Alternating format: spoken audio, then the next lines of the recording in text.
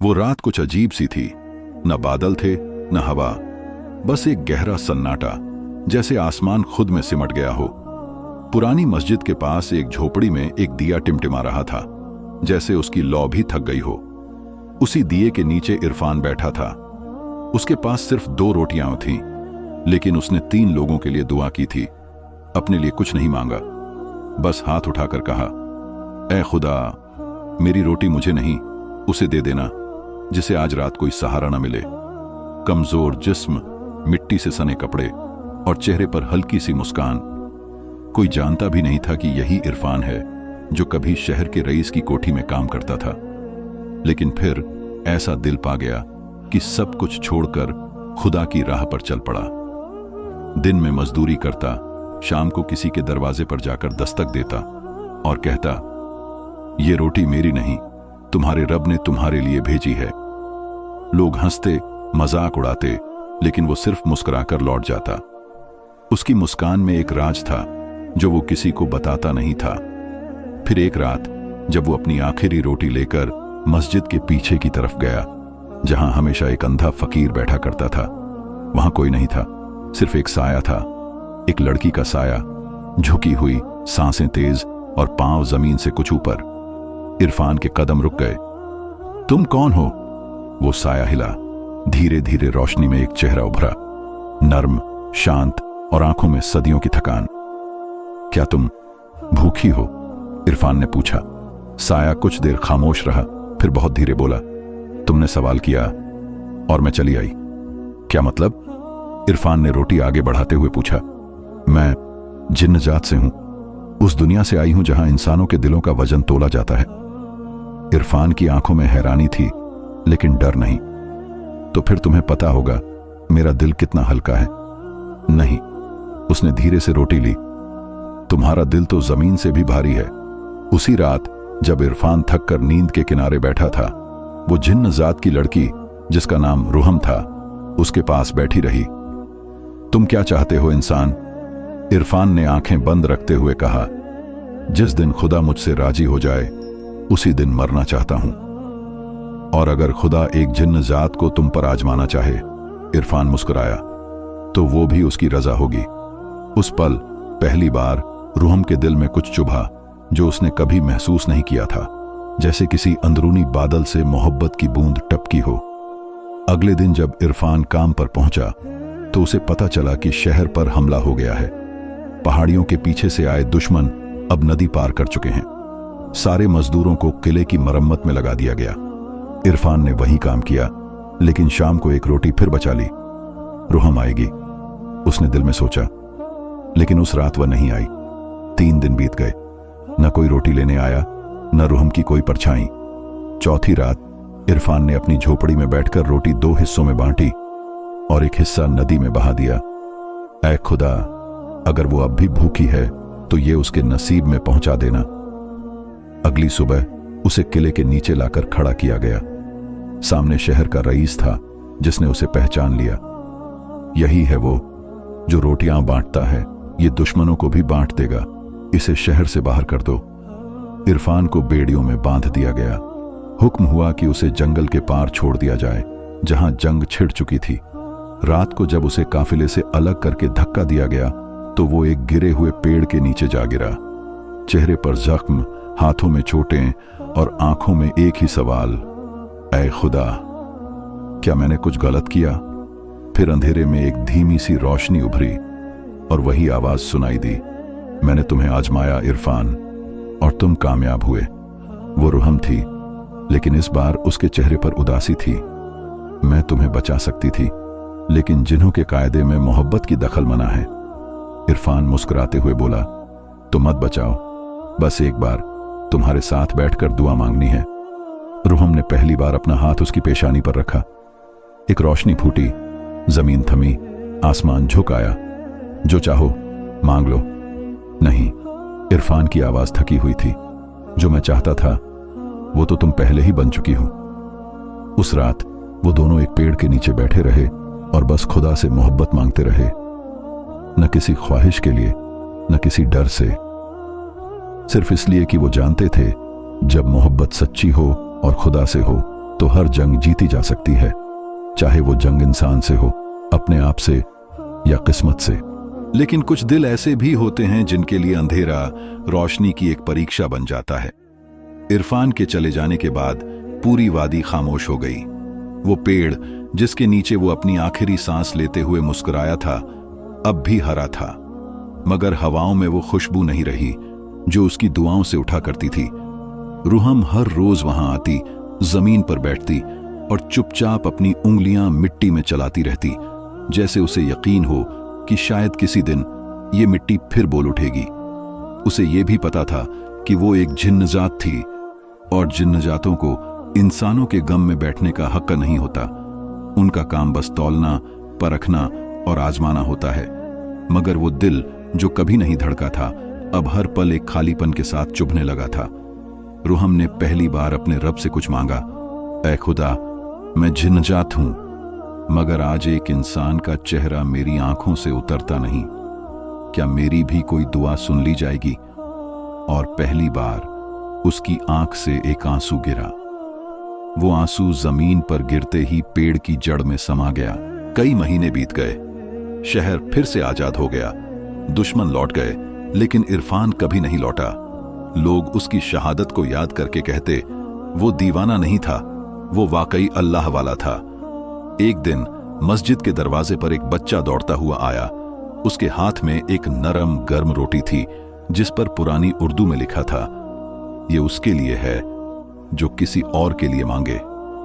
लोग हैरान हुए, लेकिन वो बच्चा हर दिन मस्जिद आता और जब कोई नमाजी दुआ में रोता तो उसके सामने वही रोटी रख देता। किसी ने उससे पूछा, तू ये रोटी कहां से लाता है? बच्चा बोला, एक रोशनी देती है, मैं उसका चेहरा नहीं देख पाता, बस दुआ की खुशबू आती है। अब रूहम लोगों को रोटियां बांटती थी, वही काम जो कभी इरफान करता था, मगर वो खुद कभी नजर नहीं आती थी। वो अब रोशनी बन चुकी थी, हवा की लहरों में, सांसों के बीच, रात की खामोशी में। लेकिन उसके दिल में एक सवाल अब भी बाकी था, एक ऐसी फरियाद जिसका जवाब न जिन्हों के पास था न इंसानों के। अगर एक जिन्नजात दिल से किसी इंसान से मोहब्बत कर ले तो क्या वो उसे आखिरत में पा सकती है? इस सवाल का जवाब उसे न अपनी कौम से मिला न आसमान से। तब एक रात उसने वही किया जो इरफान किया करता था। अपनी कौम की नाराजगी के बावजूद वो एक सुनसान पहाड़ पर गई और पूरी रात बिना रुके सूरह यासीन पढ़ती रही। कोई दुआ नहीं मांगी, बस दिल में एक ही तड़प, इरफान का चेहरा, उसकी मुस्कान, उसकी शहादत की महक। फिर जैसे आसमान में एक रोशनी फूटी, न चांद था न सूरज, सिर्फ एक नर्म बेआवाज नूर। एक आवाज आई जो न मर्द की थी न औरत की, न जिन्न की न फरिश्ते की। जिसने मोहब्बत को फना के बाद भी संजो कर रखा, उसे एक बार मिलने की इजाजत है। रूहम का पूरा वजूद कांप उठा। उसके कदम खुद ब खुद उस पेड़ की ओर चलने लगे जहां इरफान का जनाजा पढ़ा गया था। अब वहां एक छोटा सा मजार था, सफेद, सादा, बिना किसी नाम के। बस एक लकड़ी की तख्ती थी जिस पर लिखा था, उसे मत पुकारो, वो अपने रब में मशगूल है। रूहम पास जाकर बैठना चाहती थी, मगर उसका जिस्म कांपने लगा। अचानक रोशनी ने एक दायरा बनाया और उसके बीच में इरफान धीरे धीरे उभरने लगा, वैसा ही जैसा वो आखिरी रात था, मगर अब उसका चेहरा नूर में ढका हुआ था। रूहम रोती रही, लेकिन उसके होंठ खामोश थे। इरफान ने उसे देखकर मुस्कुराते हुए कहा, तुमने मुझे पा लिया, मगर अब मैं वो नहीं रहा जो रोटियां बांटता था। अब मैं दुआओं में रहता हूं। तो क्या मैं अब तुम्हारे साथ नहीं चल सकती? इरफान ने नरमी से कहा, तुम्हें वो राह दिखा दी गई है जिस पर बहुत कम जिन्नजात चलती हैं। अगर तुम दिल से अपने रब को चुन लो तो एक दिन जन्नत में किसी को ये इजाजत मिल सकती है जो अब दुआएं बांटता है। रूहम ने पहली बार अपने अंदर से एक सच्ची बात खुद से कही, मैं उसे नहीं चाहती, मैं उसकी मोहब्बत को अपने रब की रजा में बदल देना चाहती हूं। इरफान ने आखिरी बार उसकी ओर देखा, उसके आंसू पोंछे और कहा, अगर कभी किसी मिट्टी में भीगी हुई रोटी पड़ी मिले तो समझ लेना मैं उसके लिए दुआ कर रहा हूं जो कभी रूहम कहलाती थी। रोशनी धीरे धीरे बुझ गई। इरफान चला गया। अब रूहम न जिन्नजात रही न इंसान, अब वो एक साया बन गई है जो सिर्फ तब दिखाई देता है जब कोई बच्चा या बूढ़ी माँ अल्लाह के नाम पर रोटी बांटती है। कहते हैं उस मजार के पास आज भी एक छोटा बच्चा बैठता है। वो लोगों को गरम रोटियां देता है। जब उससे पूछा जाए, क्या तुम्हें पता है ये रोटियां कहां से आती हैं, वो मुस्कुराकर कहता है, कभी एक जिन्नजात ने किसी इंसान से मोहब्बत कर ली थी और वो मोहब्बत आज भी भूखे दिलों को तसल्ली देती है। और जब कोई औरत रात की तन्हाई में दिल से ये दुआ करती है, ऐ खुदा जिसने सब कुछ तेरे लिए छोड़ दिया, उससे भी मेरा दिल मिला दे, तो फिजा में एक हल्की सी महक उठती है, जैसे तंदूर से निकली रोटी में किसी की दुआ बसी हो। जिन लोगों ने अल्लाह से सिर्फ दुनिया मांगी उन्हें दुनिया मिल गई, लेकिन जिन्होंने उससे सिर्फ उसका चेहरा मांग लिया उन्हें रब ने हमेशा के लिए अपनी रजा में छुपा लिया। वक्त बीतता गया, लोग बदलते रहे, मगर वो पेड़ अब भी वहीं था, वही पुराना पेड़ जिसकी जड़ों में इरफान के खून की नमी आज तक बाकी थी। उसके नीचे अब एक छोटा सा चबूतरा बन चुका था, जहां हमेशा एक सादा सफेद चादर बिछी रहती और उसके आसपास फूल नहीं चढ़ाए जाते, सिर्फ एक चीज रखी जाती, आधी रोटी का टुकड़ा जो हर रोज ताजा होता। कभी किसी ने नहीं जाना कि वो कौन है जो हर रात के आखिरी पहर आकर वहां रोटी रख जाता है, लेकिन जिनके दिल में अल्लाह का खौफ होता वो जानते थे ये रोटी किसी इंसान की नहीं बल्कि किसी दुआ की पैदाइश है। उसी वादी के पास एक छोटी सी मदरसा था जहां अनाथ बच्चे कुरान पढ़ते थे। एक लड़की थी जो सबसे शांत और समझदार मानी जाती। वो रोज उस मजार के पास आकर बैठती। उसका नाम था नूरुलैन। उसकी आंखों में वही सुकून था जो कभी रूहम की आंखों में था, लेकिन किसी ने कभी उसे गौर से देखा नहीं। नूरुलैन को लेकर एक रहस्य फैल चुका था। जब ये लड़की रोती है तब बारिश होती है। किसी ने उससे सवाल नहीं किया, मगर उसकी आंखों में एक सवाल हमेशा छुपा रहता था, वही सवाल जो सदियों पहले रूहम ने पूछा था, क्या एक ऐसी मोहब्बत जो अल्लाह के लिए हो फिर कभी मिल सकती है? एक दिन मदरसे की उस्तानी ने बच्चों से कहा, कल शबे कद्र है, जो भी दिल से अल्लाह से मांगेगा उसे मिलेगा। सभी बच्चे खुश हो गए। किसी ने नए कपड़े मांगे, किसी ने अपने मर चुके माँ बाप के लिए माफी, लेकिन नूरुलैन ने कुछ नहीं मांगा। वो बस रात के सन्नाटे में मजार के पास बैठ गई और बोली, या अल्लाह, अगर कहीं वो जिन्नजादी अब भी जिंदा है जो रोटियां बांटती थी, तो उससे कह देना कि एक बच्ची रोज उसके इरफान के बारे में सोचती है। उसी रात चांद के चारों ओर एक नूरानी घेरा बन गया और पहली बार मदरसे की छत पर एक रोशनी उतरी। नूरुलैन ने देखा, जमीन पर एक पुराना सफेद दुपट्टा रखा है, उसके नीचे एक पुर्जा था। अगर तुम वही हो जो सोचती है तो कल फज्र के बाद मजार के पास खड़ी रहना, दरवाजा खुल जाएगा। नूरुलैन की आंखें भर आईं, मगर यकीन करना मुश्किल था कि क्या सचमुच ऐसा कुछ हो सकता है। सुबह हुई, फज्र की अजान हुई।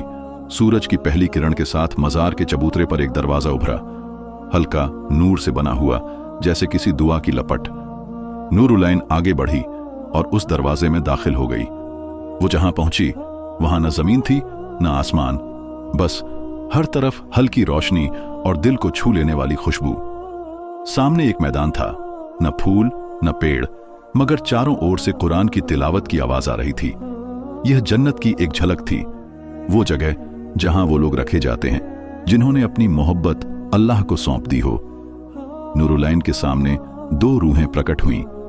एक लड़की जिसकी आंखों में रूहम की उदासी थी लेकिन चेहरा चमक रहा था, और दूसरा एक नौजवान जिसके चेहरे पर ऐसी शांति थी जैसे कोई सजदे में सो गया हो और ख्वाब में जन्नत देख ली हो। क्या तुम इरफान हो? नूरुलैन ने पूछा। वो मुस्कुराया, मैं वही हूं जिसकी हर रोटी में एक दुआ छुपी होती थी, और वही दुआ आज तुम्हें यहां ले आई है। रूहम आगे बढ़ी और नूरुलैन का हाथ थामा। तुमने जो सवाल पूछा था, मैंने भी सदियों पहले वही सवाल पूछा था, और जवाब तब मिला जब मैंने इरफान को अपने रब के हवाले कर दिया। नूरुलैन की आंखों से आंसू बहने लगे। तो क्या जो अल्लाह से मोहब्बत करे वो किसी से जुड़ नहीं सकता? इरफान ने आसमान की तरफ देखा और कहा, अगर मोहब्बत पाक हो और सिर्फ अल्लाह के लिए हो तो वो दुनिया में नहीं मगर जन्नत में जरूर मिलती है। उसी पल आसमान से एक सुकून भरी आवाज आई, उसे जन्नत में वही मिलेगा जिसे उसने दुनिया में अल्लाह के लिए छोड़ दिया। रूहम और इरफान एक दूसरे को देखने लगे। सदियों की तन्हाई, जंग, दुआ, शहादत, तस्बीह और कुर्बानी सब एक पल में पिघल गए। नूरुलैन वापस लौटना चाहती थी, मगर रूहम ने उसे रोक लिया। तुम्हें दुनिया में अभी बहुत सी दुआएं बांटनी हैं, बहुत सी बच्चियां हैं जिन्हें यह जानना है कि किसी की खामोश मोहब्बत अल्लाह की रजा में ढल सकती है। तुम हमारा किस्सा सुनाओगी? नूरुलैन ने पूछा, मगर क्या लोग इस किस्से पर यकीन करेंगे? इरफान ने कहा, जिनके दिलों में नरमी होगी उन्हें यकीन हो जाएगा, और जिन्हें यकीन न हो उन्हें दुआ दे देना वही काफी है। दरवाजा बंद हो गया। नूरुलैन वापस उस मिट्टी की दुनिया में लौट आई। वही मदरसा, वही बच्चे, वही चटाई। लेकिन अब वो सिर्फ नूरुलैन नहीं थी, वो अब इरफान की रोटियां और रूहम की आंखें बन चुकी थीं। उसने हर गुरुवार को रोटियां बांटना शुरू किया, हर रोटी के साथ एक दुआ और एक खामोश कहानी। एक जिन्नतज़ादी थी जिसे मोहब्बत एक इंसान से हो गई, और एक इंसान था जिसे मोहब्बत सिर्फ अल्लाह से थी। और जब वो दोनों एक हो गए तो रोटी में दुआ आ गई और दुआ में रब की रजा। आखिरी बार जब नूरुलैन ने चबूतरे पर रोटी रखी तो हवा में एक जानी पहचानी महक फैली, वही जो अब पहचान बन चुकी थी।